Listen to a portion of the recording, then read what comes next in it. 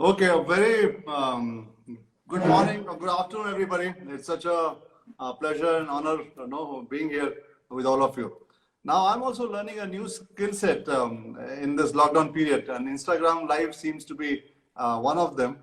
And I was thinking, what should I talk to all of you about on this? Uh, my daughter sometimes she asks me, Dad, how do you think and what should I study to become a very good professional and to have a very happy life? And how do I lead forward? What education should I take? What college should I go? There's only one thing I have to tell her. Uh, if you are able to take care of your physical, mental, and spiritual health, you'll go far. You'll be able to do whatever you want to do and you lead a very happy life. That has been something which I've been telling her. Now, if you look at it the way the world is, when we take care of our physical health, it is visible. So let's say if I go to the gym and I start running and I start building my body, biceps get visible and we get toned in and people start complimenting us. Arey, you have lost some weight. You're looking so good. That is very clearly visible. So most of us, if you see, we are very, very obsessed and focused about our physical health. But when it comes to mental health, it is not so clearly visible. It is something that we within ourselves feel that. Are we happy? Are we sad? What are we feeling? And where exactly it is? That is something that is visible to us, very rarely visible to people outside. And that is somewhere we spend the least time. And then taking forward on the spiritual health also, I think there also the kind of time, energy that you spend is minimal. So if I look at the three powerful tools which will make you what you want to be, which will give you what you want in life, which will make you happy. In these three pillars, physical health, a lot of us take very good care because visible. People compliment on that. Mental health, no. We are the only one who face it and we suffer in silence. Spiritual health, very low. No. So today I thought, let me bring this in context because if you look at statistically, 1 in 5 people in India suffer from mental health.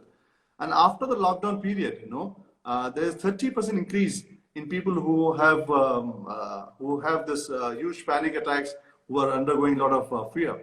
In fact, as an organization at Bajaj Allianz, very early on, we had done a tie-up with one institution, one-to-one, in the sense that any of our employees could reach out or a business partner could reach out and completely anonymously, and they would be offered help. You'll be surprised to know, when I looked at the broad statistics, the only statistic I get is how many people as a percentage have reached out.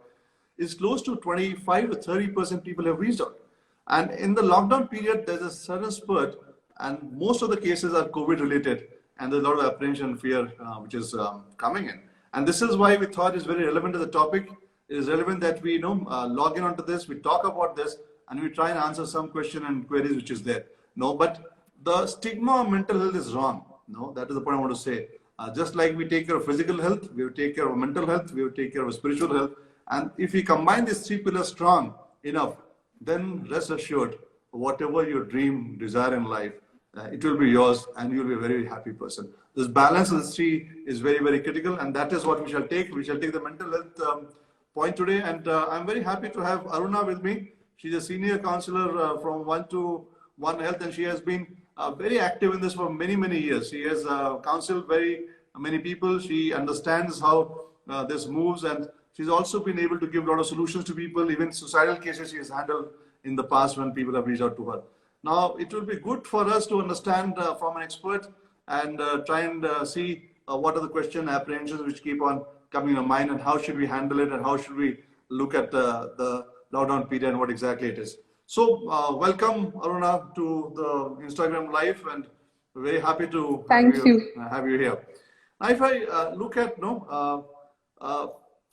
let me start with a very basic question. Why do you think mental health is very important during these times?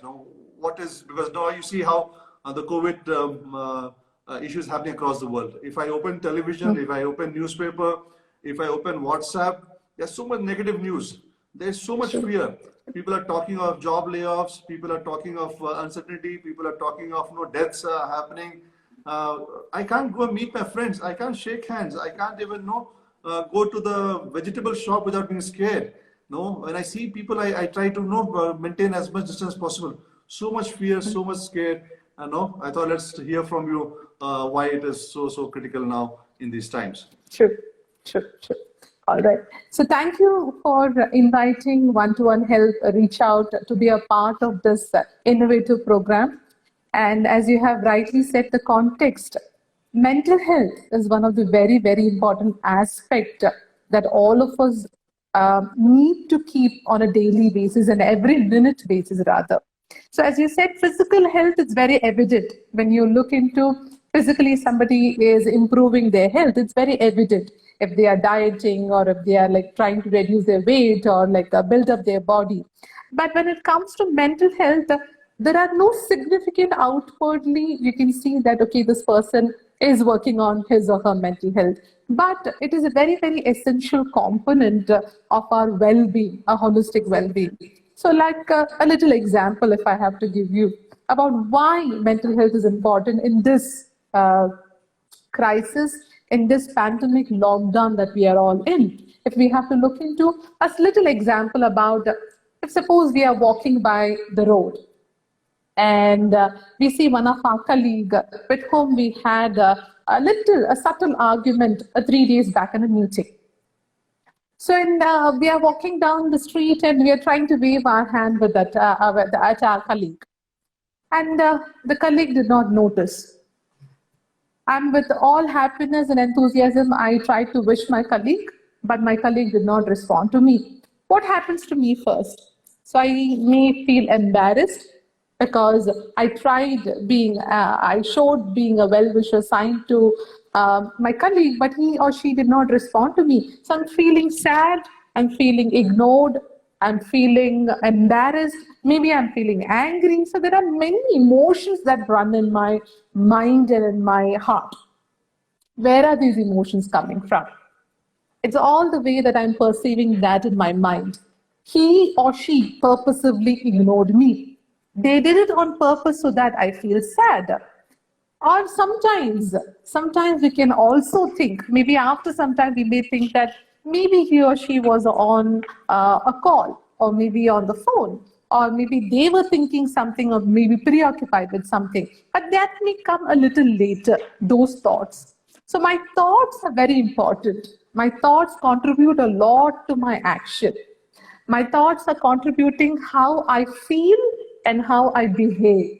So it's very important that I have a non-challenging or positive way of thinking so that I perceive everything that is what is happening outside of me positively as well.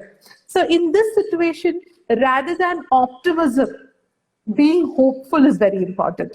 And where is this hopefulness coming from? Is from our mental strength. Only if we are being able to see things positively outside, we'll have that hope that, okay, I will also deal with this and I can do this, rather than thinking optimistically that everything will be okay. Yes, I can be optimistic, but more than optimism, I need to be more hopeful in this situation. I think it's a very relevant point that you made. No, when you are hopeful and you're very clear and you understand the situation well, and you have the desire to overcome and you have the desire to emerge stronger, I think then you're in a better mental state. Then being optimistic and then news gets bad and that pushes you back very negatively. You know, very good point made, Aruna. Thank you very much. But one of the common questions I keep on seeing, which is coming up in the screen, people are asking, is that how do you get rid of the feeling of loneliness and anxiety during the period? It's a very relevant question. No, you have lockdown. People are stuck in a place where they are, and they will be very lonely, and high amount of anxiety will be there. Yeah. So how and what would you recommend that we should be doing to handle this? Yeah. So it is naturally for all of us. It is very natural to feel anxious or panic at this moment. So this anxiety and panic is leading to a lot of feeling in us, feeling overwhelmed, feeling lonely, feeling loss of control. So far I had a control over everything around me, on myself, but I don't have that now. So I'm kind of lost in everything. I'm fearful about certain things, fearful whether I may get infected, members might get infected someday, or I'm fearful of stepping out of my home because of what is happening around us. So there is a lot of intensely uncomfortable fear aligned with a lot of other feeling that is very challenging for us to deal with. So how to deal with these challenging emotions is very, very important. So as I said, everything comes from the way that we perceive. Everything comes, the way that I think is the way that I feel. The way that I feel is the way that I behave. So these three components are very essential for us. So if I have to look into how do I deal with this loneliness, how do I deal with anxiety, two different things. So my anxiety is first. How do I deal with it? So the very, very varied strategies or techniques that we can follow. But basically, one is taking a pause. Very important to take a pause and think about that. Am I safe? Reflect, am I safe? Take that time. Am I safe? Is my family members or people, my well wishers, are they safe? So if I have followed through all the procedures, all the strategies that has been told to us by the government from the medical experts, if we have been following through that, yes, I am safe. So I'm now sure that I'm safe. Now, what is that worrying me? What is that bothering me? Okay, I'm locked down inside my house. I wanted to work from home earlier. That was my choice, voluntary. But now it is more of involuntary. I'm made to work from home. So that out of control feeling is making us more uncomfortable. So anything for a period of 2 weeks, it's like no, we are preoccupied with that, or like we are looking at what are the challenges for that. So for anything for a 2 week period is all manageable. But once it goes beyond that 2 weeks, is what that gets challenging. And that is what gets interrupts in our everyday life or the way that we feel. So simple strategies, if I have to tell you. So I'll start with something physical strategy. So first, as I said, taking that pause is very important. Making sure to myself that I'm safe or not is very important. One, two, I have to look into how do I relax myself. So some of us are very aggressive personalities, very fast-paced, very highly energetic. Some of us are a little slow-paced, a little submissive in nature. Some of us are very assertive. We know when to say yes or no, and we are able to communicate what is there in us clearly. So for all these three personalities, not the same way of strategy works. So somebody who is very aggressive with their energy, with their personality, maybe jogging and running, doing rigorous exercises may help. Somebody who is very submissive, somebody who has a very a calmer or a shy personality, maybe for them to reflect upon themselves, breathing exercises, meditation may help. So we have to find out what is that is going to help me.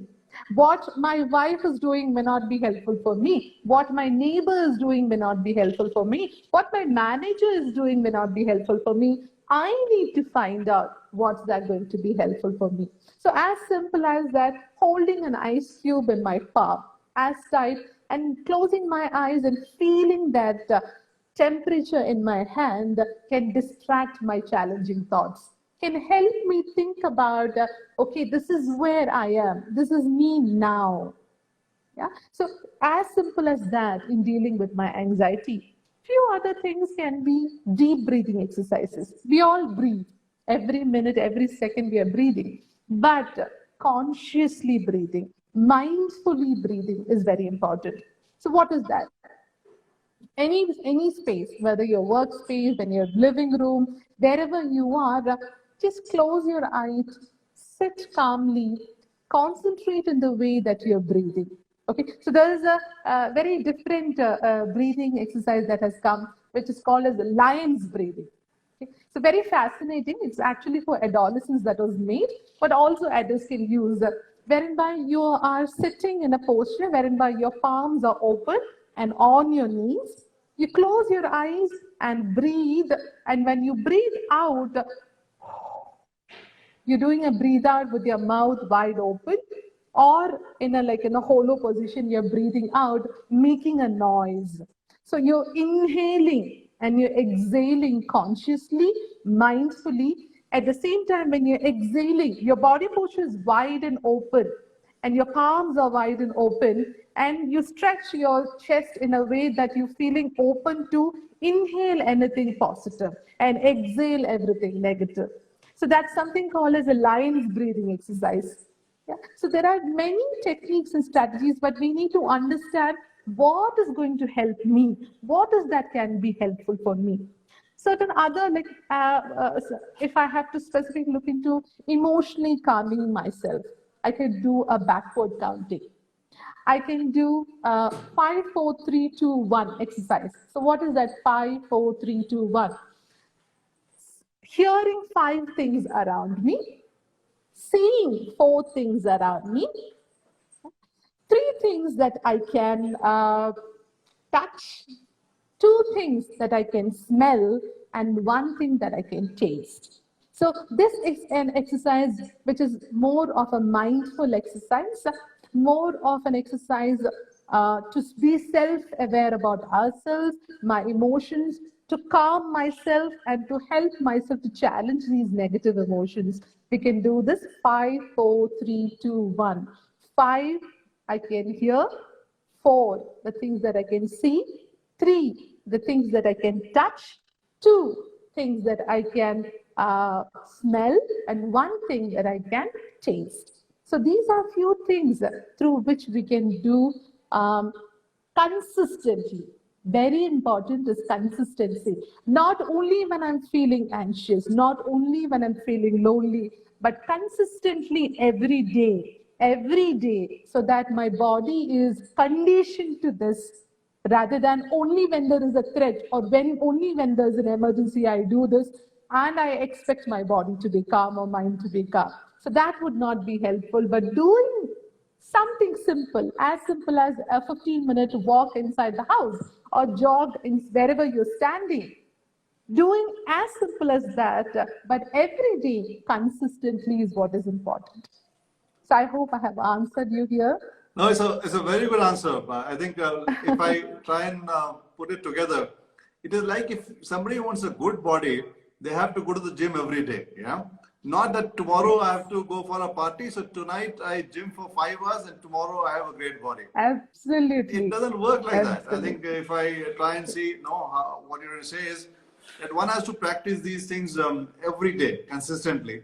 And if I look at right from the ICE strategy or the breathing or the lion's breathing or the 5, 4, 3, 2, 1 strategy that you mentioned about, I think it is all about getting you back to the present moment, no? Because I think the anxiousness happens when you're thinking about the future, and a lot of negative thoughts keeps on building up, and you allow it to accumulate, And actually, when I think about it, when I go back to the past, there may have been many anxious moments, but today if I look at it, I find it very funny. Yeah, most of them just don't happen. But the problem with the mind is, if you allow it to happen, it keeps on going up. So the beauty of what you say is that we have to come back to the present moment when we feel anxious. I think the ice cube one is the one which I feel would actually bring you back to the immediate moment because of the temperature in your hand. So what Aruna says is that if you are able to hold 2 ice cubes in your hand and you feel that immediately when you're feeling anxious, it will bring you back to the present moment. But if you want to be prepared for it, prepare every day. Do deep breathing, do the 5, 4, 3, 2, 1 exercise. Even when you're walking, you can be meditative, you can be very focused on walking. When you do it every day, you train your mind, like the way you build your body, that when anxiety occurs, you'll be able to pull yourself up and faster out of it than be it. The problem is, when you stay in it for too long, is where the problem starts happening. That is where the mental health starts happening, because everybody would go through anxiety, everybody would go through fear. It's a normal thing to happen. But the ones who are able to pull themselves out very fast, notice they're going through it, and are able to get back to the present moment, are the ones which are able to pull it out very good. So thank you on that. But other things I hear a lot about is, and people asking this question is, what is the anticipatory grief, and how can it lead to anxiety? I think this again is the issue which I think is one of the steps before the anxiety kicks in. So can we talk a bit about this, Arnav? Sure, absolutely, Mr. Tapal. So grief, grief is a concept which was developed by psychologists. Grief is a process when we are going through a process of loss. So while we are grieving, there are different stages while we grieve. So initially, when we hear the bad news or the loss, we are in a shock. And then we deny, oh, something wouldn't have happened. There's no chance. I just saw the person in the morning. Once we go through that phase of denial, we are angry. Why did this happen?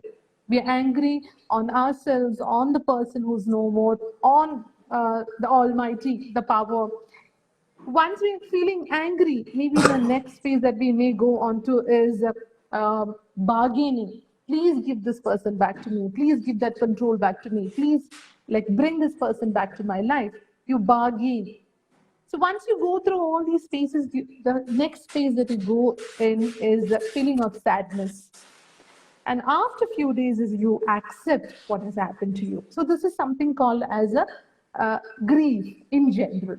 But here in this pandemic, in this uncertainty that has been surrounded all over us, which is again intensely uncomfortable for all of us, we are all going through something called as an anticipatory grief. So grief hasn't happened yet, but we are in a mindset of anticipating grief in way that I am not in control of my things. Why? Why did this happen to me? I'm angry that I have to be at home. I'm not able to meet my friends, my loved ones. Maybe I'm staying alone here. My parents are back somewhere else. Maybe I'm here. My spouse and children are back in some other place. Maybe because of my work from home policy, I have to stay in the place where I am working rather than shifting or going to my hometown. So I'm angry about many things that is happening to me, which are not under my control. So I am in denial, I'm bargaining, I'm feeling sad, but I'm not able to accept what is happening because I'm anticipating grief most of the time. But once I take that pause, once I deal with my anxiety, once I know how to deal with my panic and come in consensus with what is happening with me at present, is when I'm going to feel accepted. I'm going to accept what is happening around me. I'm going to be locked down inside my home because I need to be safe. I cannot travel, or my family should not be traveling at this point of time because every one of us need to be safe. So these are the pointers where we have to remind ourselves when we are going to accept what is that going to happen to me. And that final stage in this current pandemic, there's a new concept that has come, finding a new meaning in life. So this particular time, this lockdown period, with or without our loved ones around us, what is that we are going to help in learning for ourselves is finding that new meaning what's in our life currently.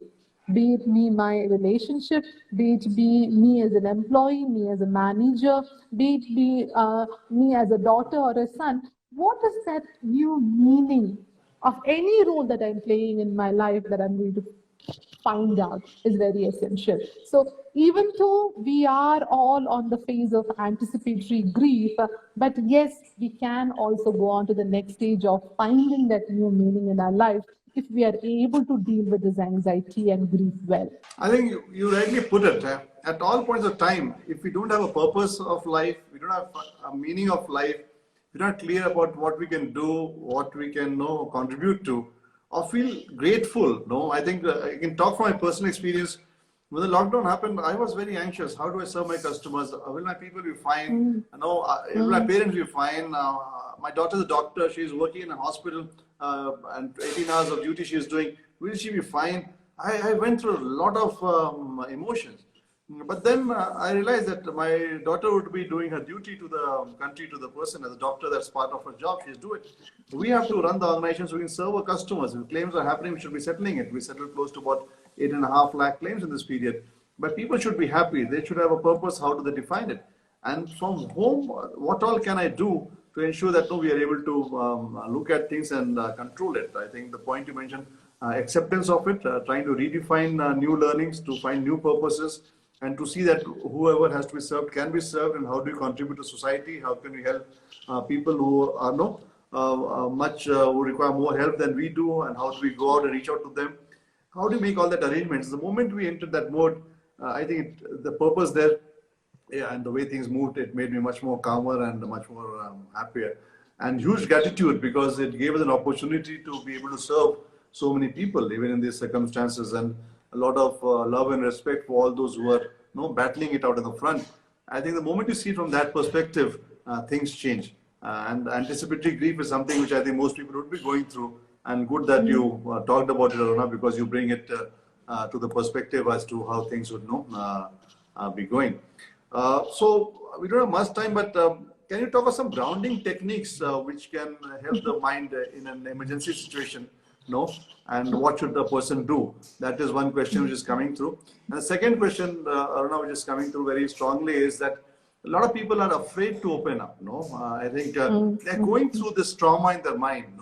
But they're so afraid, so scared. What will society think? What will people think? How can I talk about about this? People will think that I'm going crazy. What is it? So how do we handle these circumstances? Because the problem is, the more you keep it to yourself and the more you're not able to come to the present moment, the more deeper you go, the more serious an issue may become. So I thought these are two critical things that we should talk about. Sure. Yes. So just to add on one more component of what I spoke earlier. So having a goal in our life is very important, as you said. But together with that, now it is the intentionality that is very important. My intention to do certain things, to achieve my goal, is very important as well. So together with that, your next question on the grounding techniques. So as I said, like, the grounding techniques can be holding an ice cube, as simple as snapping our fingers, so that the kinesthetic movement in my hand, can things that I can do, distract myself, is opening my palms and keeping my palms open towards the floor. And I'm going to look at my finger, and through my finger, I'm going to look at the floor.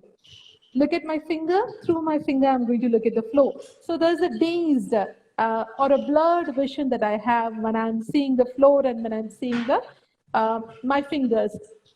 So this is something that I can do on an everyday basis to calm myself or help myself relax. So as I also said, I need to find out a method that suits my personality also. So if I have a high energy personality, I need to find out something within indoors, what I can do. So as I said, maybe jogging in a place, maybe if you have dabbas of atta in you, using that as your dumbbells, or as a weighing measure. So find out, as in the marketing strategy, we look into optimum utilization of available resources. Exactly that we have to do here while being inside my home. What is it that I can utilize as a resource or as a supplement for my relaxation exercise or my physical exercise, anything that I'm going towards or looking towards for, what is it that I can use it within inside my home, rather than thinking that, oh, I'm missing my gym, or I miss my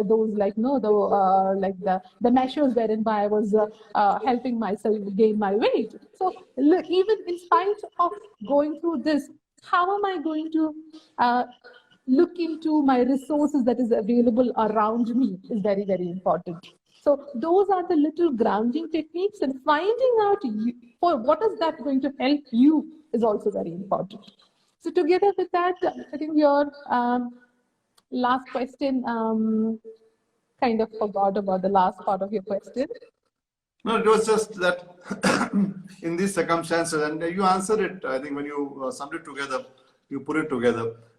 Okay. The lesson that I learned from here is, my last question was that how do we open up, in terms of we are going through this crisis and we are scared to open up. What will people think? That was right, it. So right, how do we have the courage to open up, and where should we go? Is Sure. So one very important aspect here is that in all our body there is a neurotransmitter called as oxytocin. In all human body, in our brains, there is a neurotransmitter called as oxytocin. So this hormone or this neurotransmitter is something that is just pleasure. So when does it get generated is when we have eye contact and when we have a touch with somebody is when this oxytocin level goes higher. So I highly recommend at least 20 seconds of hugs you need to have from your loved ones every day.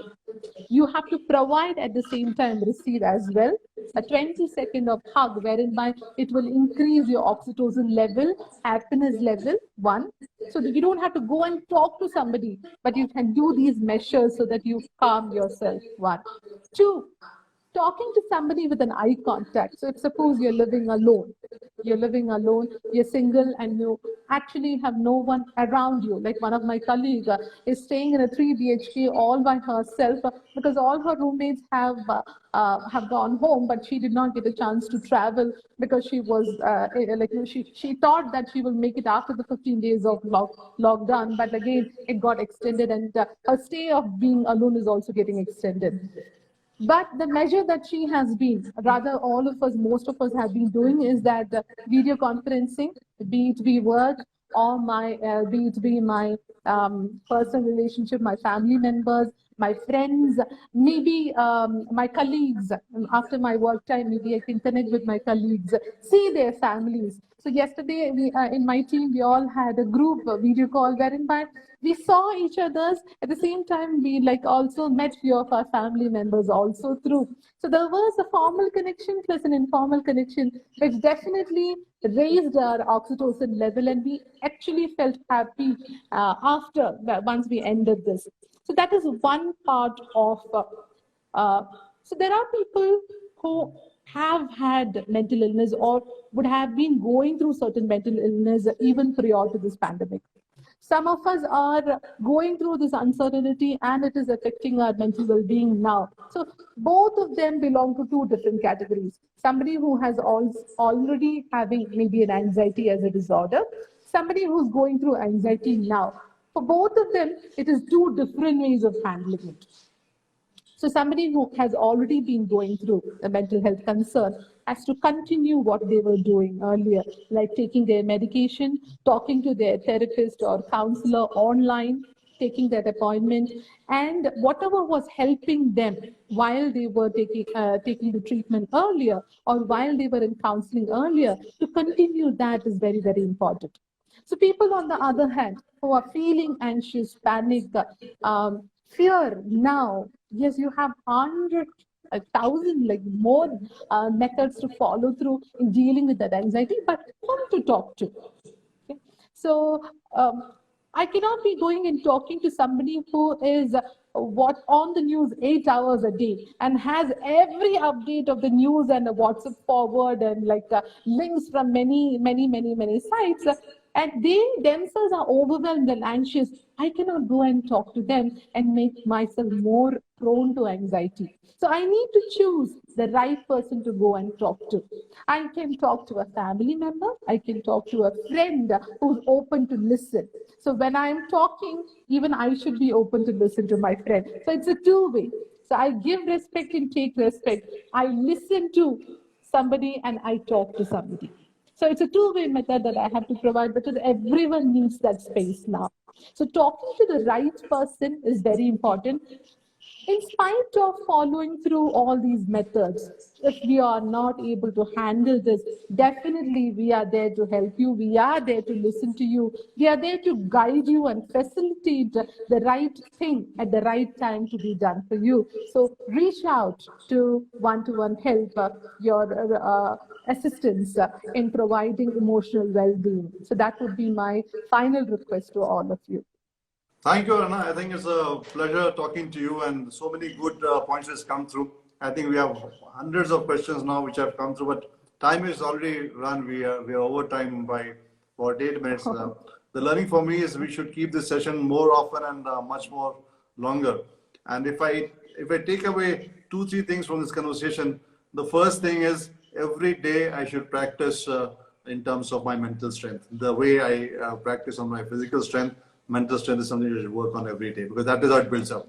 The second thing is I should follow the grounding techniques, be it the holding the eyes or spreading the palms, looking through the palms to the floor, or the breathing exercise, or the 5, 4, 3, 2, 1, which should be done. Third is if I'm feeling uncomfortable, I should talk. I should talk to people, maintain eye contact, give a hug, or see how things are, or talk to a friend who's ready to listen. But we should talk. We should not keep it within ourselves because that bottling up is very, very dangerous. Fourth, we should be aware of our emotions. We should see what we are going through, and we should try and address it, so that we are able to come up much properly beyond that. And fifth, this too will pass. And we shall emerge stronger. We shall emerge happier. We have learned new skill set. We would have got fitter. We have to become much more for different person, a different environment we should be there. And God willing, it will all be very good. So thank you very much, Arna. Thank you everybody who joined in. Thank you for listening. It's a great feeling to have so many of you join us. And I saw some of you want to see me and meet me when the lockdown is over. Very happy to know all of you and spend some time with you. God bless you. Anything that we can do for you, do let us know. Thank you very much. Thank you, Arna. Thank you, everybody. Thank you, sir. Thank you.